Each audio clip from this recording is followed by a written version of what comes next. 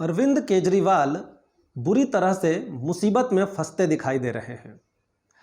ऐसा कहना गलत नहीं होगा कि पिछले 10 सालों के कर्मों की सज़ा उन्हें मिल रही है या मिलना शुरू हो गई है। अरविंद केजरीवाल, लोग इनके बारे में कहते हैं कि ये बड़े शातिर और चालाक इंसान हैं, धूर्त इंसान हैं, लेकिन मुझे ऐसा लगता है कि ये निहायत ही मूर्ख इंसान है। मूर्ख इंसान इसलिए कि याद कीजिए 2012-13 का वो वक्त, जब अन्ना आंदोलन पूरे देश में ज़बरदस्त रूप से फैल चुका था। देश विदेश से भी लोग अन्ना आंदोलन के पक्ष में थे। इस आंदोलन में अन्ना हजारे के बाद जो नाम सबसे ऊपर निकल कर आया था वो था अरविंद केजरीवाल का। अरविंद केजरीवाल को लोग एक मसीहा के तौर पर देखने लगे थे, लोग इसे पूजने लग गए थे। अगर इस आदमी में थोड़ी भी समझदारी होती तो ये आदमी उस पब्लिक के उस प्यार को, उस भरोसे को कैश करता। एक महान आत्मा के तौर पर, एक महान इंसान के तौर पर भारत में जाना जाता। मैं तो कहता हूँ महात्मा गांधी के बाद एक नाम लिया जा सकता था अरविंद केजरीवाल। लेकिन लालच ऐसी चीज़ है कि इंसान को अंधा कर देता है। अरविंद केजरीवाल भी लालच में अंधे हो गए थे, पावर के लालच में और पैसों के लालच में। अरविंद केजरीवाल ने शुरुआत से, जिस दिन उन्होंने राजनीतिक पार्टी बनाई, उस दिन से लगातार आत्मघाती हरकतें करते आ रहे हैं।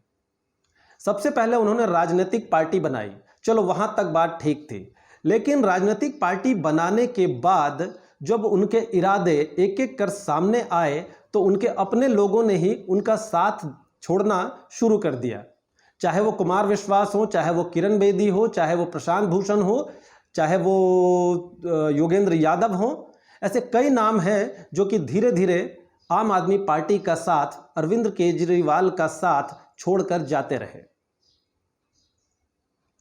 दूसरी बात, इन्होंने जो वादे किए, लोगों को, इस देश के लोगों को एक सपना दिखाया कि अब देश की राजनीति बदलने वाली है। देश को भी लग रहा था कि एक इंसान ऐसा आया है जो राजनेताओं की तरह धूर्त नहीं है, राजनेताओं की तरह बेईमान नहीं है, एक ईमानदार आदमी इस देश की राजनीति को बदल देगा।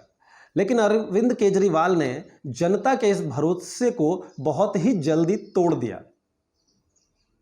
इन्होंने कहा, इन्होंने जो वादे किए थे, एक भी वादा ऐसा नहीं है जिस पर ये टिके रहे।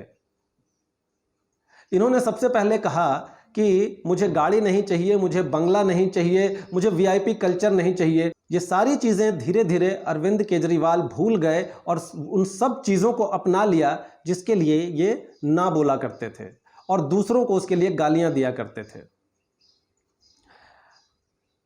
घर लेना कोई गलत बात नहीं है, चलो इन्होंने घर लिया, सरकारी आवास लिया, लेकिन उस आवास के मरम्मत कराने में 45 करोड़ का खर्च, वहाँ घोटाला।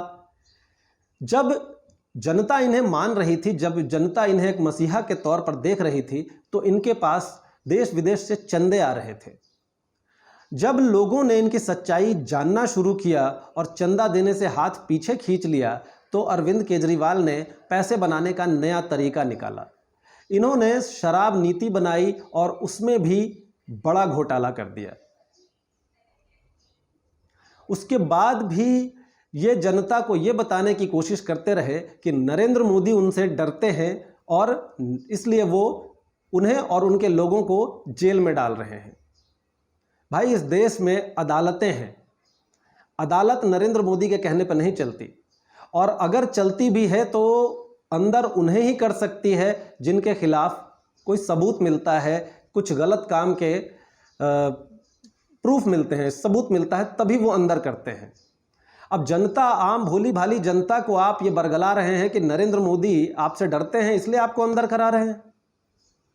मतलब कि बेशर्मी की हदें पार किए जा रहे हैं। अब आपने एक महिला सांसद को, जो कि आपके साथ ही 20 सालों से काम कर रही है, आपने उसे अपने पीए से पिटवा दिया है।